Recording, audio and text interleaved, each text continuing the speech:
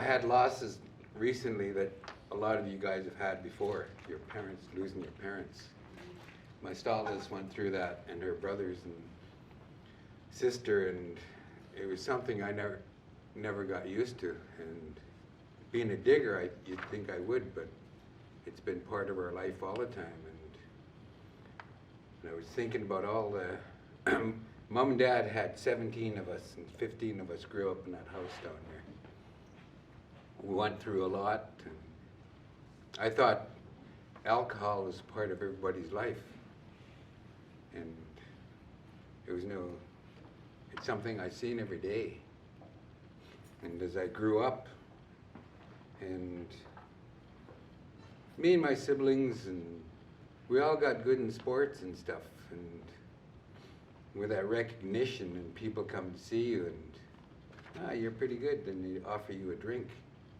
That became part of the life. And then when I had kids, and I had my late son Matt with me, and Luke, and they'd come to my games, and sometimes they'd go to a barbecue or something like that, and have a few drinks with the guys, and Matt and Luke would say, hey, can we go pretty soon, Dad? I'll just have a couple more. And that used to happen all the time, and they never used to say anything, because I'd bring them to McDonald's or something. Then after that, so a lot of times I was on that road after some alcohol, and I'd get stopped by the cops sometimes. But they knew us through sports and stuff, and they'd just give us a warning. And maybe that was a bad thing, because we kept on that habit. And then when I got up to my own house, and then a sister came up to me about, she went to court for abuse and stuff, and then I found out all of my siblings were like that. Then I look, and everybody around in this room, everybody's been through that, the same thing. It hits all of us, and for me, it was all there. I seen all the warning signs, but I never did anything about it. I didn't know it was happening to me or my family. I thought it was happening all around us, but not in our house. And, we got God and stuff like that. And everything's, made up. People were thinking it was made up, and it wasn't. And I had 7 sisters, and just about every one of them went through that. And some of my brothers as well. And it's stuff that I grew up wondering, did that happen to me too? And I just blocked it. And then my stylist, she went through the same stuff. And it's a society we live in, and it's all male-oriented. And the women get treated like, I'm just saying what I feel, and get treated like garbage. I know some of my siblings, some of my cousins, they've been beaten up by their mates and stuff like that. It happens all over. And they all talk about the starts in the residential school and stuff like that. My dad went to residential school in Kukulitsa. Then he went over to the war. And he came back to here. And one of the things he said was, when he was over there, he was treated like a human being. He got to see his brother's grave and stuff. But when the war was over and he came back to come to the island, and he was treated like an Indian again, and he got put down in the the car deck. We weren't allowed above the car deck. It's stuff the younger people don't know about. They went through a lot for us to get to where we are now. My parents always made sure we worked. And they always made sure we had an education. They said, if you're playing sports and there's 2 of you at the same level, one of you is Indian, one is white, if you're at the same level, they're going to take that white guy, so you got to be just a little bit better the way you handle yourself. And we tried to do that all the time. But then we'd get into the booze and stuff. That was, oh, you're a great guy and all this. That was just all false talk. He said, meanwhile, my siblings, my kids, they're getting abused and stuff, and I was having a good time. And this is my third relationship I've been in. And all that stuff that I've gone through in the past. And I have 7 kids out there. And every time I go through that, and I have so much guilt and stuff like that, but they still love me. And it's just like when all the stuff I did, my parents still love me. And there's 15 to 17 of us. And they had to do that, share that love with those other people. We're out drinking, partying, doing whatever. And mom and dad are at home wondering where we are. I don't think about their worry. I'm just having a good time. Now after having kids of my own, my kids have their issues. I have had kids that have been abused and raped and stuff like that too. Where was I? And I was always thinking, it'll take care of itself, but she made me open my eyes. And this is not what I was talking about before, but a lot of our problems come. She'll be talking about it too, but how our mothers, our wives or sisters or whatever are all second class in our society, not our eyes, but there's not enough respect for them, and they're the ones that brought us into this world. And I always seen my grandmothers when we were growing up. Your mom, Aunt Patty, Grandma. I'd be leaving the house and she'd say, "Amen." And I'd say, "Okay, see you later, Grandma." And I wouldn't say it. I wouldn't say amen. And she wouldn't let me leave until I did. And she was just a tiny lady, but she had a lot of impact in my life. And it's part of growing up that I never did, and seeing what she's been through, what I've put her through, what I've put through my other wives and kids. If you don't, she made me the mirror thing, you know, and look at myself through other people's eyes. And I always thought I was a good dad, but I was a terrible husband. And I thought I was really good with my kids and stuff, but you know, you're always learning. And I've learned that life can hit you really hard, and when that COVID come around, I think our people handled it a lot better than other people, because we've had all these other stuff like the abuse and welfare, residential schools and stuff. I mean, we've all been through that, but some worse than others. I just want to apologize to my family.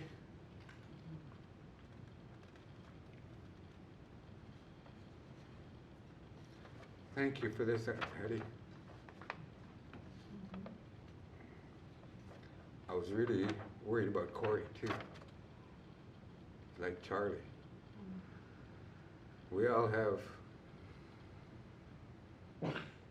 life's short, and got to make the most of it. And I'm going to try to do the best I can for the rest. Aishka. Asiyam Haichka Fanisne Tatsiad. I come from Lekwungen, the land of the smoked heron. And I thank you, Aunt Patty, for bringing this to order.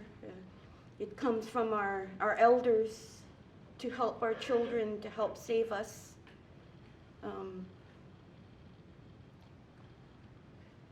When I was a young girl, I was raised in the Shaker faith, and I really loved it. And it was Aunt Patty's parents that really took me in. I remember going into their kitchen, and her mom she'd talk to me in her language, and then she'd make some cookies for Cookie. And I never forgot that, and I really listened to what her dad said. I didn't understand the language at the time, but his heart was there, and I felt really goodness there. And then when I went and looked at other things, I saw our people weren't treated very well, where it was living in two worlds that really changed me. When I was young, I don't know, I think her parents went to residential school, but she had a thing for young girls, and that messed me up. I was only 3 years old, and that's what we go through as women. And sometimes it's ourselves that hurt each other. Yeah, I thought about that. I thought about why she did that. I never told anyone. But it was the Shaker Church that healed me. And then my parents saw I was not going through a good frame of mind. I was hating myself. I wasn't taking care of myself. I didn't like myself because I thought I deserved that treatment. So she put me in the longhouse whilst I was quite young.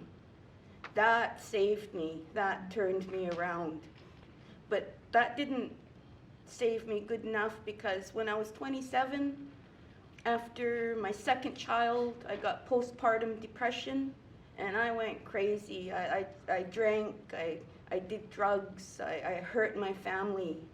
And this is where I brought it up before, the power of the prayer of the mother is so strong.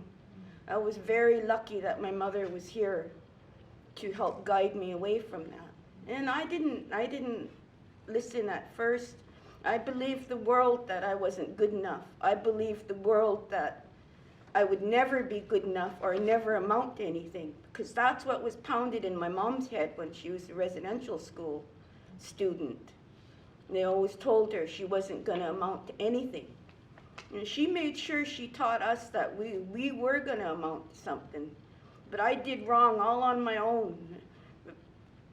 It hurts to think about how I hurt my parents with my drinking ways. I nearly lost my children. I nearly lost everything, my home, everything. And it took my grandchildren to come along to really pull me out of that. The one day I woke up and I had a big pile of bottles there. You name it, it was there. The hard stuff, the wine, everything that I could think of to run away from what I was running away from. Meanwhile, my elders put tools there to help me. It wasn't until now I realized. We're meant to be this way. I believe alcoholism is the one thing that tells us total assimilation didn't work. They're still trying to bring us down. They're still trying to make us into what we aren't. And we are so much a part of this indigenous land that alcohol is always going to kill us. And the sooner we realize it, the better. I didn't realize it. I didn't know I was supposed to kill myself. I was supposed to either die a native and be reborn a Juanitum, with the Juanitum ways. So one of my elders told me, you want to talk about yourself, you have to know where you come from. You have to know who you belong to. You have to know what's indigenous to your land. You have to know what you're talking about before you get up and talk. Mm-hmm. And I thought about this when our beautiful Aunt Patty asked us. There's nothing we wouldn't do for our Aunt Patty.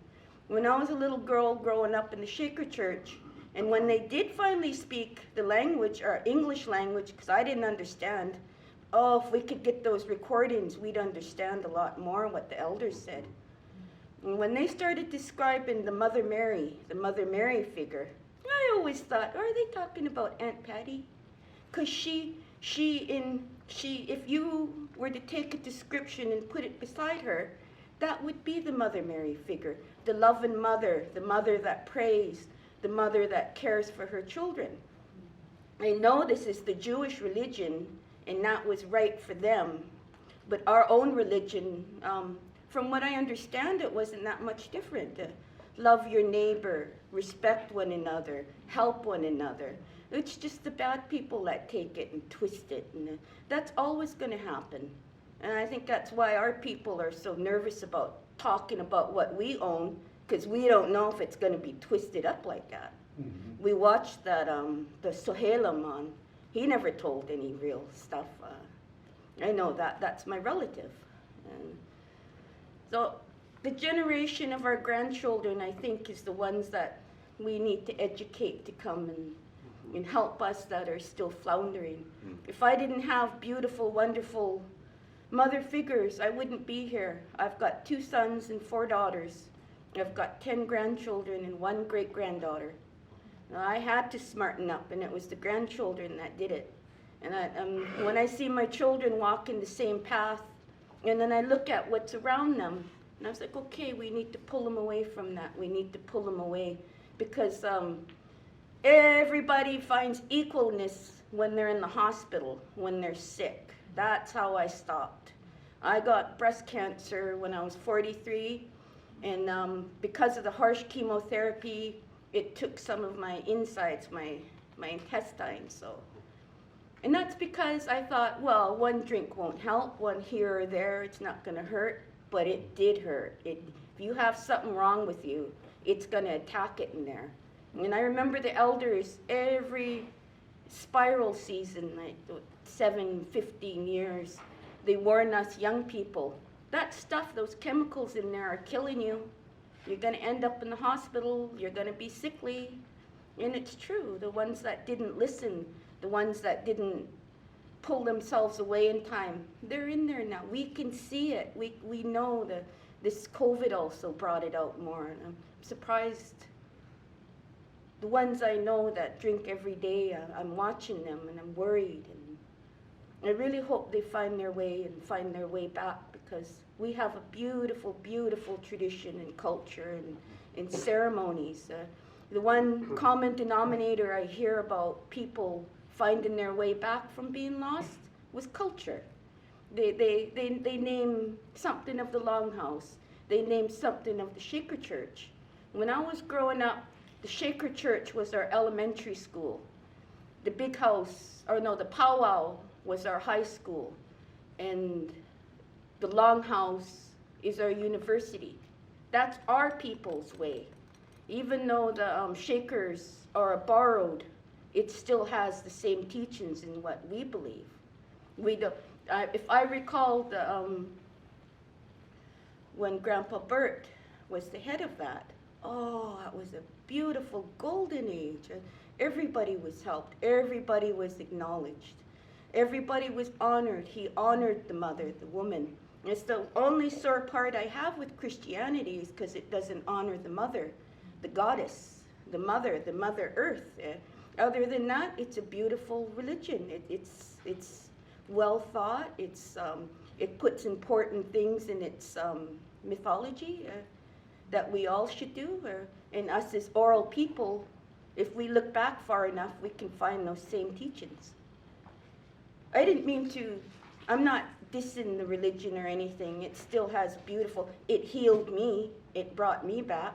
I will never turn my nose down on Grandpa Bert's religion. I really hope somebody interprets what our elders spoke back in when it first came out. A lot of people will realize then what it means. And when we forget the mother, we're forgetting half of ourselves. When we honor the mother, we honor our full selves. Barry's son brought that up about us being both male and female, having both male and female. Even though we're female or male, we still have both. And for us, that's honoring the mother and the father. The 4 totems, the parents of the mother, the parents of the father.